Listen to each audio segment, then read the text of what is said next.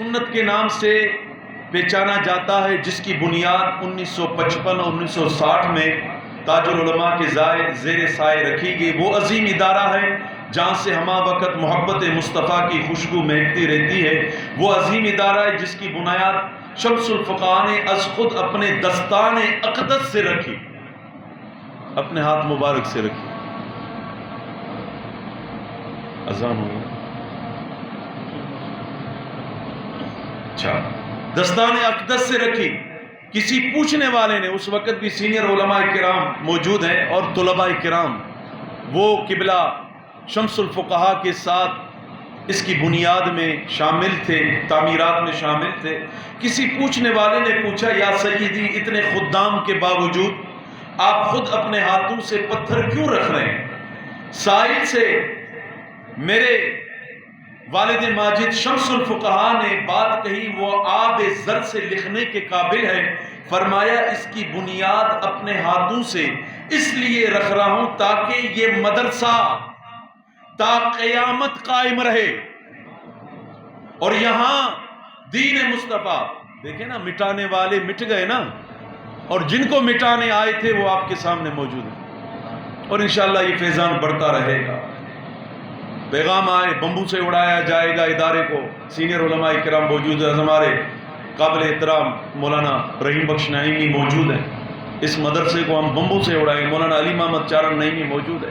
تو کہا فقیر عبداللہ یہیں پر رہے گا اور یہ ادارہ یہیں پر رہے گا، تم اپنا خیال رکھو۔ ایک ہی دن نہیں گزرا، 2 دن ان کو پھانسیاں چڑھی، کیا حال ہو گیا ان کا۔ بہرحال میں زیادہ گہرائی میں نہیں، مدرسہ تا قیامت قائم رہے اور یہاں دین مصطفیٰ کی تعلیم جاری رہے۔ اور یہ نقطہ یاد رہے کہ اس عظیم ادارے کی تعمیر میں مزدور حضرات سے زیادہ طلباء کرام موجود ہیں، آپ تمام احباب گواہ ہیں، اور شمس الفقہاء کا وقت درکار رہا۔ اس ادارے نے ہر آفت و بلیات کا سامنا اپنے حسن اخلاص سے کیا۔ اس ادارے کو مٹانے کی مذہب دشمنوں نے طرح طرح کی کوششیں کی، لیکن یہاں سے ہمہ وقت امن کا پیغام ملا۔ اس ادارے نے اینٹ کا جواب پتھر سے دینے کے بجائے گلاب کے پھولوں سے دیا۔ میرے مربی شمس الفقہاء کا سامنا کچھ ایسے وقت کے یزیدوں سے ہوا جو اس ادارے کی خوبصورت عمارت کو ریزہ ریزہ کرنے کا خواب دیکھتے رہے۔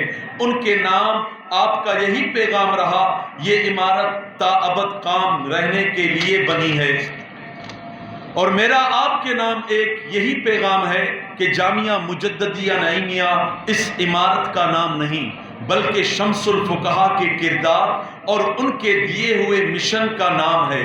اور اس عمارت کو بد مذہب گرا بھی دیتے، لیکن اس عمارت کو گرا نہیں سکتے تھے جو میرے اور آپ کے سینے میں تعمیر ہے۔ اس سوچ کی عمارت کو نہیں گرا سکتے جو میرے اور آپ کے ذہنوں میں اجاگر ہے۔ آپ اس جامعہ مجددیہ نعیمیہ کے باسی ہیں، جن کے بارے میں کسی محدث سے پوچھا گیا، وہ فرمانے لگے اس ادارے کے بارے میں کیا تأثر پیش کروں، یہ ادارہ تو ہر تأثر سے بلند ہے۔ جس طرح مفتی تاج الدین نعیمی اپنے خیالات کا اظہار کر رہے تھے۔ شعر قائد میں ایک سے ایک بڑھ کر مدارس دینیہ موجود ہیں، مگر اس عظیم ادارے کی شان ہی اعلیٰ و نرالی ہے۔ یہ وہ عظیم ادارہ ہے جن کے بارے میں علماء و عرب و عجم نے یہی پیشن گوئی فرمائی کہ ادارہ گلشن نعیمی مستقبل میں بے مثال ترقی کے منازل طے کرے گا۔ اور جس خواب کے متعلق مولانا تاج الدین نعیمی نے بتایا، اور الحمدللہ اس کے تعبیرات اور اس کے مراحل قبلہ حضور جان اہل سنت میرے مرشد اور مربی کی صورت میں آپ کے سامنے موجود ہیں۔ جب کبھی خطیب پاکستان مولانا شفیع محمد اکاڑوی جب بھی گلشن نعیمی میں تشریف لاتے تو فرماتے کہ اس ادارے کو دیکھ کر دور صحابہ یاد آتا ہے۔ آپ میں سے ہر ایک اس عظیم ادارے کا فرد ہے۔ آپ پر شمس الفقہاء رحمہ اللہ تعالی کو ہمیشہ فخر رہتا۔ آپ کو بھی اس مرکز کا فرد ہونے پر فخر محسوس کرنا چاہیے۔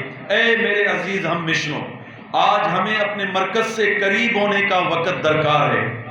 تجدید عہد وفا کسی نے کہا، آپ کا یہ مرکز بجائے ترقی کے منازل عبور کرنے کے ایک ہی جگہ منجمد ہے، آج خود کو مرکز سے قریب کرے.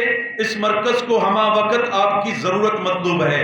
اگر آپ نے آج اس مرکز سے دوری اختیار کر بھی لی، کوئی بھی پوچھے یا نہ پوچھے، لیکن بروز قیامت آپ سے شمس الفقہاء رحمہ اللہ تعالی ضرور پوچھیں گے کہ آیا آپ نے اپنے مرکز کی کیا خدمت کی. اپنے مرکز سے اگر دور نکل جاؤ گے، خواب ہو جاؤ گے، افسانوں میں ڈھل جاؤ گے، اپنی مٹی پہ ہی چلنے کا سلیقہ سیکھو، سنگ مرمر پر چلو گے تو پھسل جاؤ گے. وآخر دعوانا ان الحمدللہ رب العالمین.